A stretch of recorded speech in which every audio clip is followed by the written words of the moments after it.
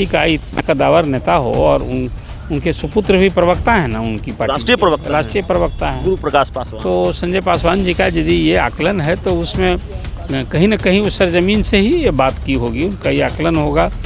और ये बात सही है। देखिए, मैं तो मानता हूँ कि बिहार में नीतीश कुमार और बीजेपी की जो दोस्ती है, दोनों एक दूसरे के पूरक हैं, दोनों एक दूसरे के पूरक हैं। तभी लालू प्रसाद के खिलाफ जो अभी एक राजनीति का स्तंभ खड़ा हुआ, तो बिहार में तो लालू प्रसाद एक राजनीति की धुरी न है, चाहे सत्ता में रहें या विरोध में रहें। लेकिन ये संजय जी का जो ख्याल है कि खासकर इस चुनाव के संदर्भ में मुझे लगता है कि अभी जो दोनों बराबर 12-12 सीटें जीती है, तो उनका मानना है कि नीतीश जी साथ नहीं होते तो भाजपा शून्य पर होती। कि नीतीश कुमार तो नेता ही है, आज भी नेता है। नीतीश कुमार के चेहरे पर ही बिहार में बीजेपी अभी तक राजनीति कर रही है। उनका अपना चेहरा कहाँ है? अभी जब कुछ दिन नीतीश कुमार अलग हो गए थे तो सम्राट चौधरी को प्रोजेक्ट किया जा रहा है। लेकिन जो संजय पासवान कह रहे हैं अभी, और ख़ास करके इस संदर्भ में कि देखिए लालू और नीतीश की दोस्ती, पिछड़ों का आप 2015 का चुनाव याद कीजिए, क्या रिजल्ट आया था। नमस्कार, आप देख रहे हैं 4 PM और मैं हूं अभिषेक मिश्रा। बिहार भाजपा में क्या चल रहा है? एक तरफ भारतीय जनता पार्टी के बड़े नेता पूर्व केंद्रीय मंत्री संजय पासवान ये कह रहे हैं कि अगर नीतीश कुमार साथ नहीं होते तो बिहार में बीजेपी 0 पर आउट हो जाती। दूसरी तरफ अश्विनी चौबे सम्राट चौधरी को आयातित माल बता रहे हैं।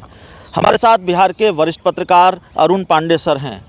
संजय पासवान के बयान से शुरू करते हैं सर। संजय पासवान भारतीय जनता पार्टी के नेता, केंद्र में मंत्री भी रहे हैं, राज्य मंत्री, विधान परिषद के सदस्य भी रहे हैं। उन्होंने कहा है कि देखिए साथ नहीं होते तो संजय पासवान पार्टी के वरिष्ठ नेता हैं जी, और वो जो कुछ कह रहे हैं उनका अपना आकलन होगा। अब बताइए उनके इस आकलन से हमारी विमति कैसे होगी जी।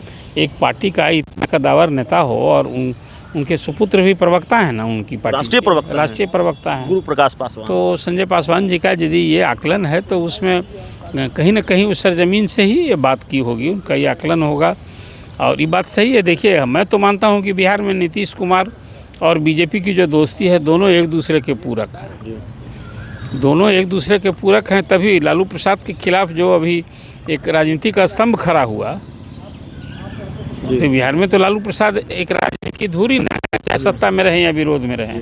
लेकिन ये संजय जी का जो ख्याल है कि खासकर इस चुनाव के संदर्भ में मुझे लगता है कि अभी जो दोनों बराबर 12-12 सीटें जीती है, तो उनका मानना है कि नीतीश जी साथ नहीं होते तो भाजपा शून्य पर होती।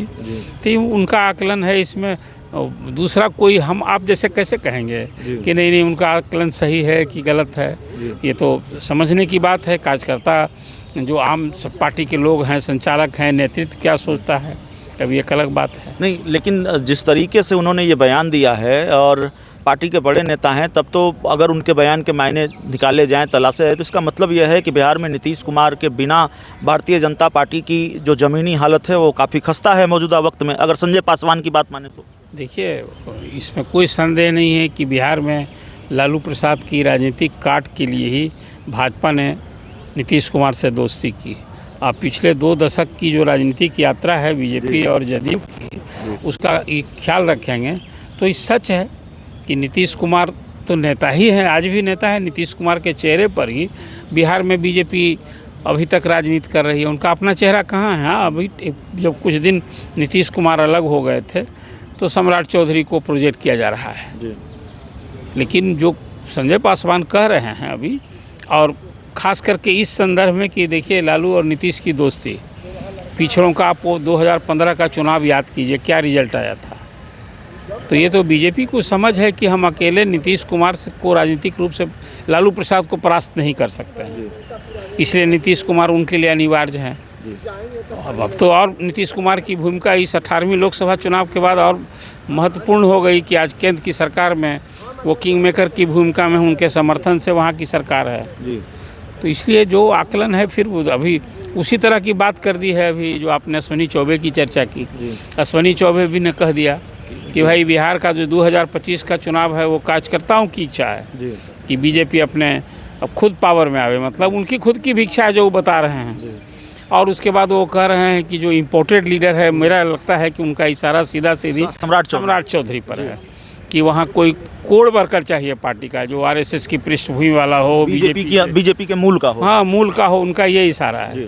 तो ये उनकी भी समझ है, उनको लगता है कि सम्राट चौधरी उनके लिए माने बीजेपी के लिए कोई काम के लायक नहीं है। अब तो पार्टी नेतृत्व को करना है। इस लोकसभा चुनाव के बाद आपने देखा कि बीजेपी के नेतृत्व में कह दिया कि भाई 2025 का चुनाव नीतीश जी के ही नेतृत्व में लड़ा जाएगा। अब तो सम्राट चौधरी ने जो पगड़ी बांध रखी थी, यही न था उनका कि भाई हम खुद यहाँ जब तक नीतीश जी सीएम की कुर्सी से नहीं हटेंगे, ये पगड़ी मेरी बंदी रहेगी।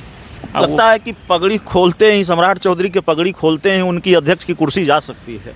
अभी फिर देखिए, अध्यक्ष तो बीजेपी में एक ये नीति सिद्धांत है कि एक व्यक्ति एक पद, तो वो भी मुख्यमंत्री भी हैं, देश के अध्यक्ष भी हैं, तो ये तो बदलाव असंभावी है। बदलाव सिर्फ यहाँ नहीं, आपने देखा नहीं, जेपी नड्डा वहाँ अभी अध्यक्ष थे, उनका कार्यकाल समाप्त हो रहा है इसी महीने, केंद्र में मंत्री बन गए हैं। और फिर अभी हो रहा है कि कार्यकारी व्यवस्था की जाए, कोई नया चेहरा लाया जाए, तो बिहार में वो चेंज तो होगा ही। बिहार में चेंज होगा।